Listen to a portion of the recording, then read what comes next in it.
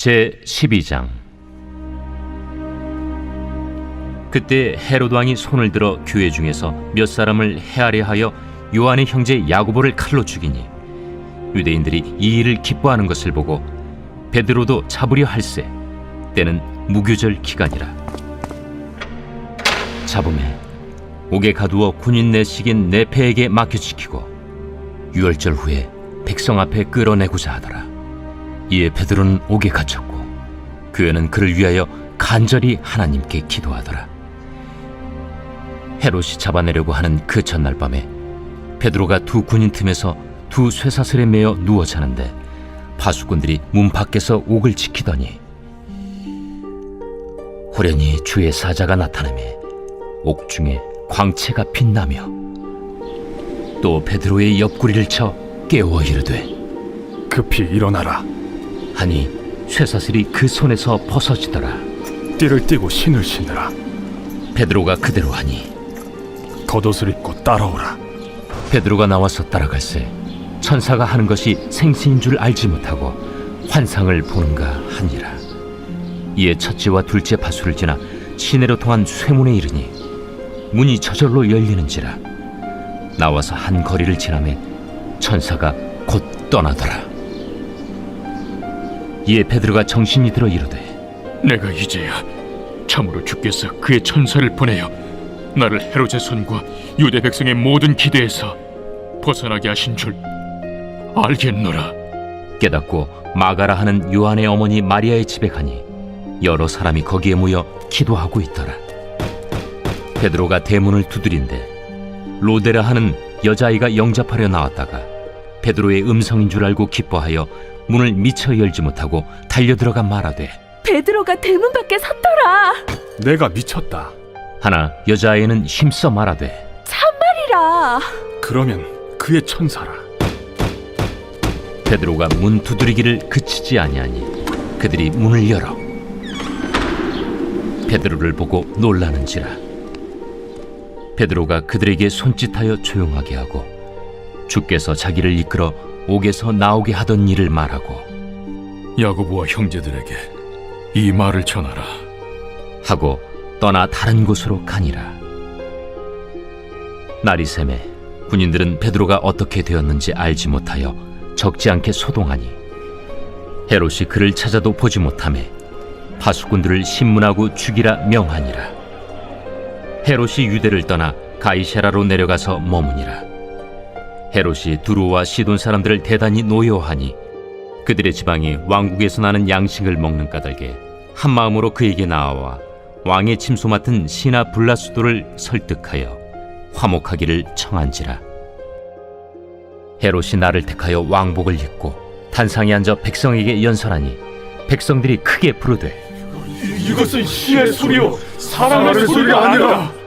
헤롯이 영광을 하나님께로 돌리지 아니하므로 주의 사자가 곧 치니 벌레에게 먹혀 죽으니라. 하나님의 말씀은 흥왕하여 더하더라.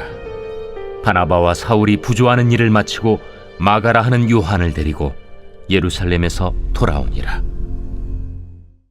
사도행전. 앞영상에서 누가는 부활하신 예수님이 어떻게 온 세상의 왕으로 높임받으셨는지 보여주며 사도행전의 문을 열었습니다. 예수님은 성령을 보내사 그분을 따르는 자들 안에 거하실 것이며 그러면 그들이 능력을 입어 그분이 다시 오실 날까지 열방에 복음을 전하는 증인이 될 것이라고 약속하셨습니다. 그 후 성령이 임하시고 구약의 예언대로 예수님을 따르는 자들이 새 성전으로 세워지면서 예루살렘에서 복음 전파가 시작되었죠. 그러나 그로 인해 예루살렘 지도자들과의 갈등이 발생하면서 그리스도인들에 대한 박해가 시작됐지만 성령은 악을 선으로 바꾸셨습니다. 이는 오히려 유대인 중심의 예수 공동체가 예루살렘을 떠나는 계기가 되어 국제적인 다민족 운동으로 확장되었기 때문이죠. 그 결과 로마 제국에서 가장 큰 도시 중 하나인 안디옥에 다민족 교회가 세워지고 바나바와 바울은 안디옥 교회를 섬기게 되었습니다. 이 교회는 성령의 감동을 받아 이 둘을 선교사로 파송하게 되는데 이때부터 완전히 새로운 장이 펼쳐집니다. 바울은 그의 동료들과 함께 로마 제국의 여러 도시를 여행하면서 예수가 왕이시라는 복음을 선포합니다. 1차 선교는 현재 터키 영토인 소아시아 내륙 지역을 여행한 뒤 예루살렘에 가서 중요한 회의에 참석하는 것으로 마무리됩니다. 2차 선교는 소아시아를 거쳐 고대 그리스를 방문하고 3차 선교는 복음을 전했던 지역을 재방문한 뒤 바울이 예루살렘으로 돌아가는 여정으로 끝나죠. 이 이야기들을 읽다 보면 누가가 강조하려는 여러 주제가 반복되는 걸 발견하게 됩니다. 첫째, 이스라엘을 위한 사역이 계속됩니다. 바울은 새로운 도시에 도착하면 가장 먼저 유대인 회당에 가서 부활하신 왕 예수님이 어떻게 모든 민족으로 새로운 하나님의 가족을 세워가시는지 전합니다. 그러면 대개는 많은 사람이 예수님을 메시아로 영접하지만 일부는 그를 반박합니다. 심지어 바울이 토라와 유대 전통을 거스르는 위험한 반역자라며 성 밖으로 내쫓기까지 하죠. 결국 이러한 갈등은 1차 여행 후 예루살렘에서 중요한 회의가 열리는 계기가 됩니다. 바울은 안디옥에 있는 유대인 그리스도인 중 일부가 이방인들이 할례와 안식일과 유대 음식법인 코셔를 지킴으로써 먼저 유대인이 되지 않으면 예수님의 가족이 될 수 없다고 주장한다는 사실을 알게 됩니다. 바울과 바나바는 이에 강력히 반대했고 결국 이 논쟁을 예루살렘의 지도자 회의로 가져갑니다. 여기에서 베드로와 바울, 예수님의 형제 야고보는 성경 말씀과 자신들의 경험을 들어 하나님은 처음부터 열방을 그분의 언약 백성 삼기로 계획하셨음을 상기시킵니다. 회의 결과 그들은 이방인 신자들에게 더는 이교도의 제사에 참여하지 말라는 편지를 보내는데 민족적으로 유대인이 돼야 한다거나 토라의 율법을 지켜야 한다고 강요하지는 않습니다. 이 결정은 예수 운동의 역사에서 획기적인 사건이었습니다. 예수님은 유대인의 메시아이시지만 모든 민족의 부활하신 왕이기도 합니다. 따라서 그분의 백성이 되는 조건은 민족적 정체성이나 토라의 율법을 따르는 게 아니라 오직 예수님을 믿고 그분의 가르침을 따르는 것이죠. 이렇게 예수 운동은 명실상부한 다민족 운동이 되어갑니다. 이어지는 내용 역시 누가가 선교 여행을 통해 보여주려는 주제로서 초기 그리스도인들과 그리스 로마 세계 사이에 일어난 문화의 충돌에 대한 것인데요.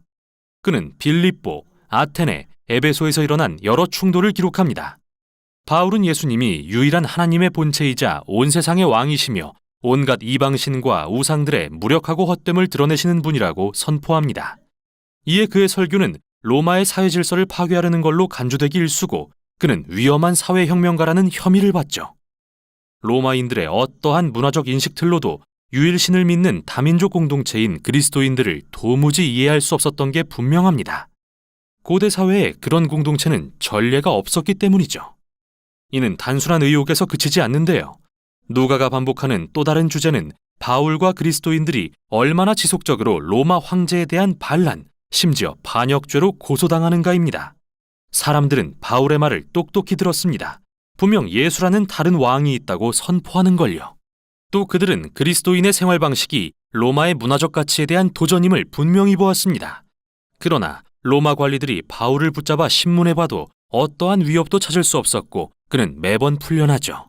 세상에 비친 초기 교회의 역설적인 모습이 이 이야기들에 드러나는데요. 그들은 유대 메시아 운동이지만 다민족 공동체였고 남성과 여성, 빈자와 부자, 노예와 자유인이 모두 동등하게 대우받았으며 왕이신 예수님 외에는 다른 어떤 신이나 왕에게도 충성하지 않았습니다. 그래서 그들의 존재만으로 로마 문화의 핵심 가치들이 뒤집히고 맙니다. 하지만 그들이 군사적 위협이 되지 않은 이유는 예수께서 평화의 사람이 되라고 가르치셨기 때문이죠. 바울과 그리스도인들을 고소할 수 있는 죄목이 있다면 당시의 질서 체계에 순응하지 않았다는 것뿐입니다. 이 책의 끝단락은 예루살렘에서 로마까지 전파되는 바울의 증언에 다시 초점을 맞춥니다. 그가 선교 여행을 마치러 예루살렘에 돌아왔을 때 이미 그에 대한 여러 소문이 돌고 있었습니다. 바울이 이스라엘을 배반했다고 믿는 유대인들이 그를 공격하고 이걸 본 로마 군인들은 그가 이집트에서 온 테러범인 줄 알고 그를 체포하여 바울은 재판을 받게 됩니다. 처음은 사내들인 공회의 유대 지도자들 앞에, 다음은 가이사랴의 로마 지도자들 앞에 세워지는데 벨릭스 총독은 후임에게 바울을 넘겨버리고 후임인 베스도 총독도 결국엔 그를 아그리빠 왕 앞에 데려갑니다. 결국 바울은 수년간 감옥에 갇히게 됩니다. 어떤 재판도 그의 유죄를 입증하지 못했지만요. 그가 한 거라곤 부활에 대한 그의 소망이 왕이신 예수를 통해 성취되었다고 선포한 것뿐이어서 결코 범죄라고 보기도 어렵지만 로마의 법체계상 이 시점에 그를 돌려보낼 수는 없었기에 바울은 로마 최고법정에 항소하기에 이릅니다. 여기서 여러분은 이 투옥 기간이 다시 길을 떠나 새로운 예수 공동체를 세울 생각으로 가득한 바울에게 걸림돌이 됐을 거로 생각할지도 모릅니다. 하지만 이 책에서 성령은 모든 상황을 선하게 조율하십니다. 바울은 이 투옥 기간을 이용해 그의 가장 중요한 서신들을 집필할 수 있었고, 이 서신들을 통해 사후에도 오랫동안 선교적 유산을 물려주게 되죠. 마침내 바울은 죄수 신분으로 로마로 압송됩니다. 지중해에서 죽을 고비를 넘기는 끔찍한 항해를 마치고 로마에 도착해 가택연금 상태로 연기된 재판을 기다립니다. 덕분에 그는 꽤 좋은 집에 유대인과 이방인들을 초대해 정기적인 모임을 열 수 있었죠. 그러고 나서 사도행전은 바울이 아무런 방해도 받지 않고 아주 담대하게 하나님 나라를 전하고 주 예수 그리스도에 관한 일들을 가르쳤다는 말로 끝을 맺습니다. 모두 로마 황제의 코앞에서 말이죠. 하나의 책인 누가복음 사도행전은 단지 예수님과 초기 교회의 역사 이상의 많은 내용을 담고 있는 책으로서 어떻게 하나님 나라가 예수님의 삶과 죽음과 부활을 통해 하늘에서와 같이 이 땅에 도래했는지 보여주고 있습니다. 그분의 영이 오셔서 교회가 능력을 받아 예루살렘에서 땅끝까지 이르러 증인이 되게 함으로써 말이죠. 또 누가는 이야기를 전하면서 왕이신 예수님에 대한 믿음이 어떤 모습인지 많은 예를 제시합니다. 그것은 부활하신 왕 예수 그리스도의 복음을 말 그리고 행동으로 전하는 것이며, 온갖 종류의 사람들이 모인 다양한 예수 공동체를 세워 모두 동등하게 대우받고 왕이신 예수님께 충성하며 그분의 가르침을 따라 사는 것을 의미합니다. 그리고 이 모든 일은 앞서서 이끄시는 성령의 능력과 인도를 신뢰함으로 이루어집니다. 이게 바로 사도행전이 전하는 내용입니다.